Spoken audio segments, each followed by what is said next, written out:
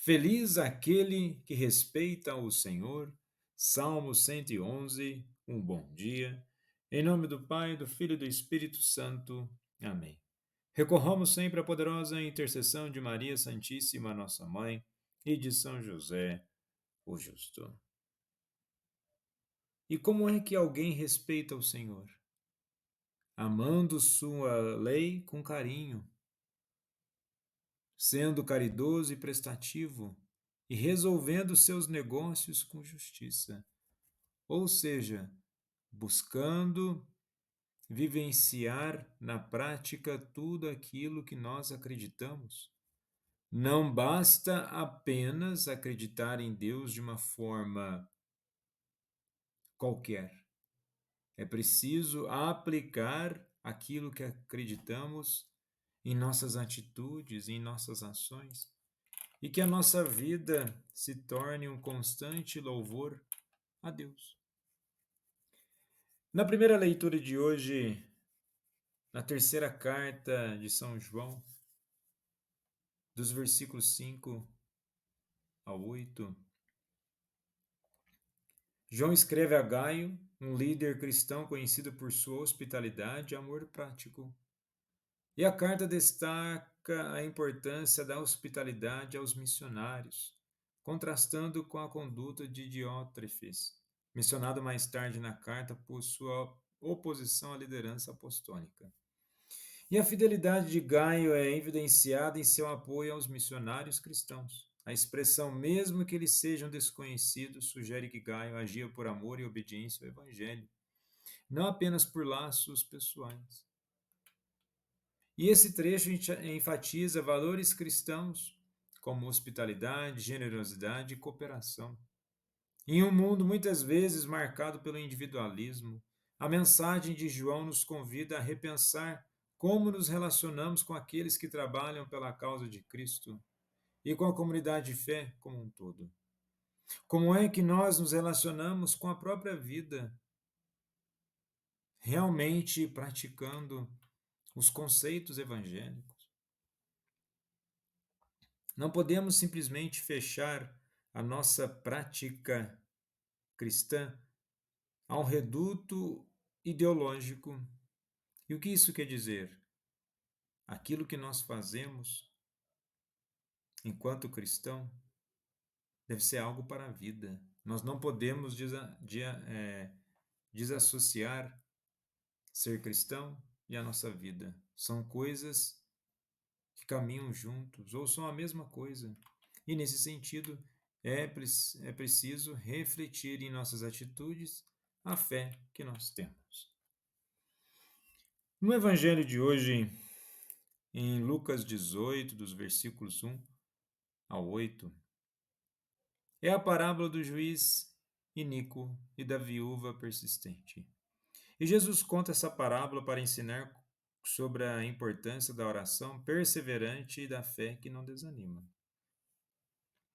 Podemos entender que essa parábola faz parte dos ensinamentos de Jesus acerca do juízo, da dimensão escatológica, ou seja, que a nossa esperança em Deus, nós devemos permanecer nessa esperança, devemos ser persistentes na caminhada e jamais perdermos a perspectiva da salvação. E quando Jesus conta essa parábola, tem como intuito manter uma atitude de fé contínua, mesmo adiante de aparentes demoras de resposta divina. É isso que ele está apontando inicialmente para os seus discípulos. E no versículo 2 está assim: em certa cidade havia um juiz que não temia Deus nem se importava com os homens. Em um contexto cultural, juízes na cultura judaica tinham a função de zelar pela justiça, mas este juiz é descrito como sem temor a Deus e sem consideração pelas pessoas, indicando uma completa falta de moral e compaixão. E essa caracterização serve para destacar a diferença entre a justiça divina e a injustiça humana. E no versículo 3 temos que havia naquela cidade uma viúva que se dirigia continuamente a ele, suplicando: fazei-me justiça contra o meu adversário. E na sociedade judaica, as viúvas representavam vulnerabilidade e falta de proteção. E a insistência da viúva ilustra a persistência em meio à injustiça e o clamor por justiça que muitas vezes é ignorado pela sociedade. E sendo assim, a viúva é um exemplo de fé ativa e esperança inabalável, mesmo diante de um sistema corrompido. E o juiz concede justiça não por retidão, mas por evitar o incômodo da persistência da viúva. E essa atitude destaca ainda mais a ideia de que, se um juiz injusto pode atender a um pedido por persistência, quanto mais Deus, que é justo e amoroso, atenderá àqueles que clamam a Ele.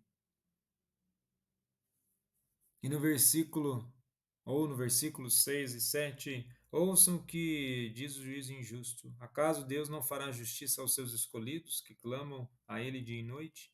Continuará fazendo-os esperar?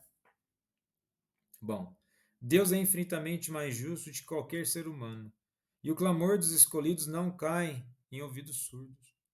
Jesus usa a resposta do juiz iníquo como um argumento a fortiori, ou seja, do menor para o maior. Se até um juiz injusto pode ceder, quanto mais Deus atenderá aos seus filhos. E o final da parábola conecta a persistência na oração com a perseverança na fé. Jesus questiona se ao retornar encontrará uma fé viva, o que implica que a oração constante é um sinal da verdadeira fé. E a parábola ressalta que a oração não é apenas uma prática isolada, mas um reflexo da fé e da confiança na justiça em Deus. Em um mundo onde a injustiça parece prevalecer, a parábola nos desafia a confiar que Deus está atento às nossas necessidades, mesmo quando as respostas parecem tardar. E na sociedade atual, onde o imediatismo e as soluções rápidas são frequentemente valorizadas, essa parábola é um lembrete poderoso da importância de esperar em Deus e com fé e persistência. As injustiças do mundo não devem nos fazer perder a esperança, mas nos impulsionar a buscar continuadamente a justiça divina e a fortalecer nossa fé por meio da oração constante. Ser como a viúva persistente é um chamado para não desistirmos, mesmo diante de dificuldades e atrasos. Deus ouve, responde e age em seu tempo perfeito, e nossa responsabilidade é manter viva a chama da fé, confiando que Ele fará justiça em nossas vidas e no mundo. Cabe a Ele fazer tal justiça, cabe à graça de Deus nos transformar para que sejamos pessoas mais santas, que esforcemos mais por aquilo que acreditamos e tendo uma vivência de oração constante e ação constante naquilo que acreditamos. Jesus, manso e humilde de coração, fazei em nosso coração semelhante ao vosso.